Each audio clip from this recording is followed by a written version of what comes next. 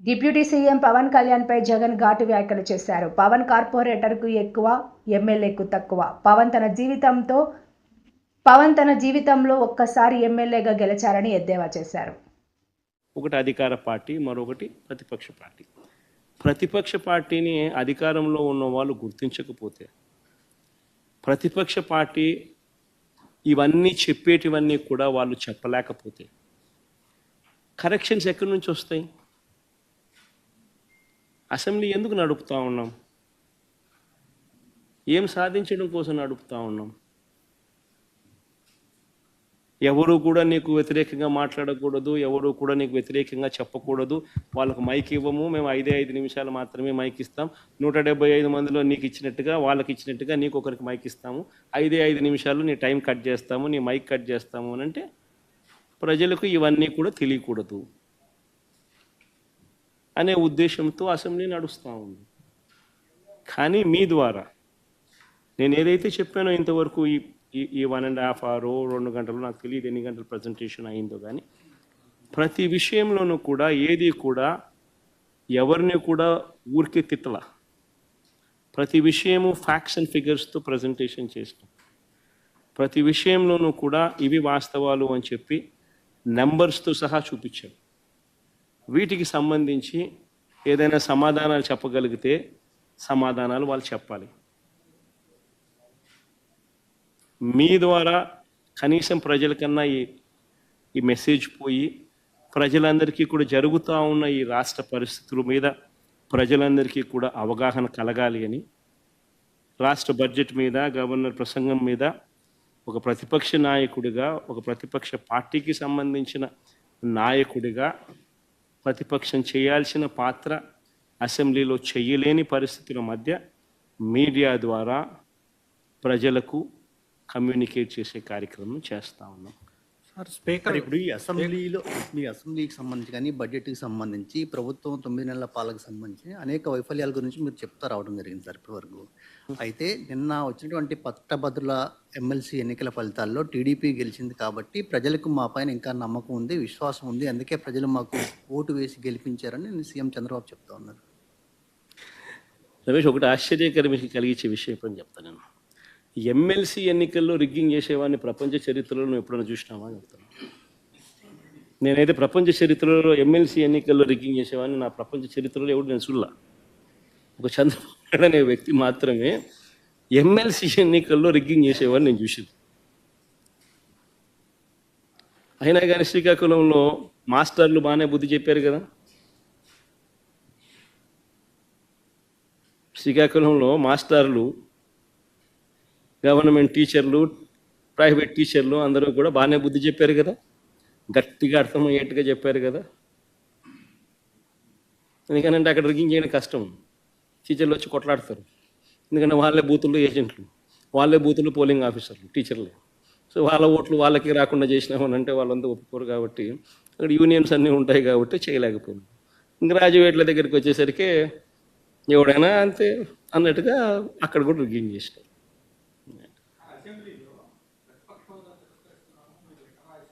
ఎన్న సార్ అసెంబ్లీలో స్పీకర్ గారు ఈరోజు హౌస్లో కామెంట్ చేశారు, మీరు దేవుడు గారు లేదు పూజారిని వచ్చి అడుగుతున్నారని చెప్పి.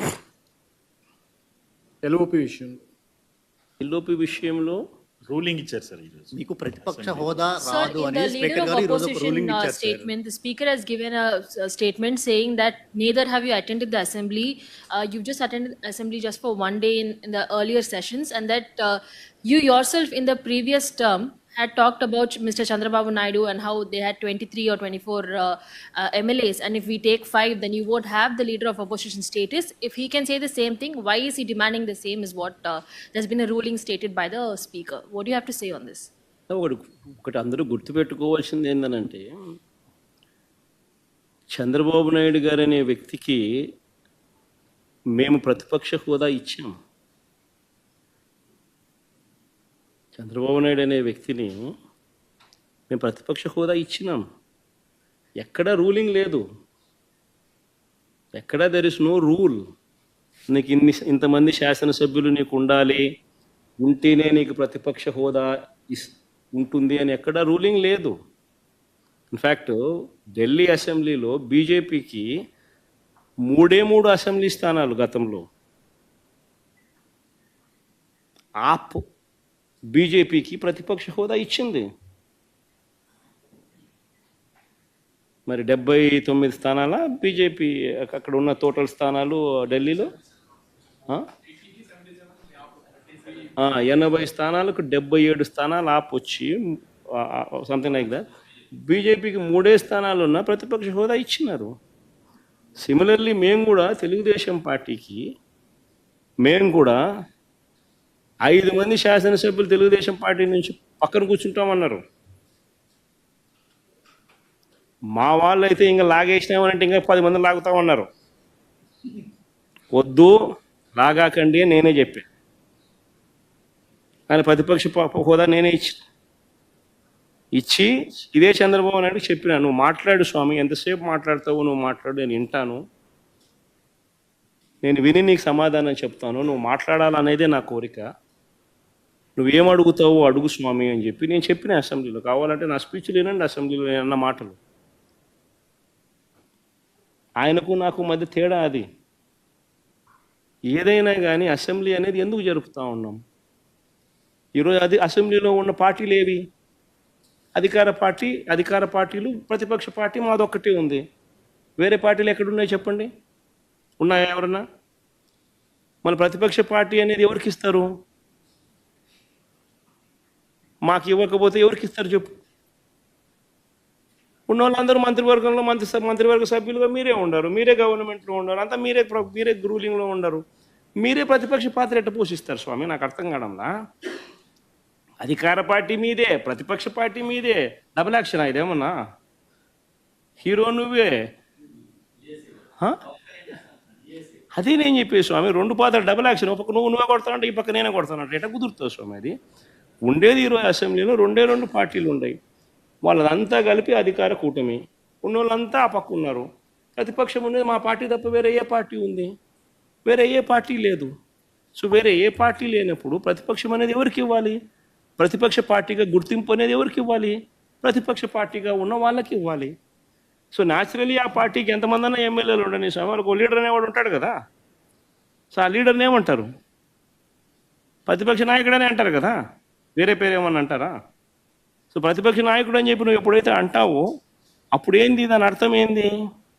లీడర్ ఆఫ్ ది హౌస్కి ఎంతసేపు మైక్ ఇవ్వాలనో అంతేసేపు దాని తర్వాత స్థానంలో ప్రతిపక్ష పార్టీ నాయకుడికి ఇవ్వాలి. ఎందుకు ఇవ్వాలి? ఇవన్నీ చెప్తాడు కాబట్టి. ఇవన్నీ అవతల ప్రతిపక్ష పార్టీ చెప్పినప్పుడు నువ్వు రిపేర్ చేసుకోవాలి కాబట్టి. అది గవర్నమెంట్ చేయాల్సిన డ్యూటీ కాబట్టి, పని కాబట్టి. కానీ ఇక్కడ ఏం జరుగుతూ ఉంది?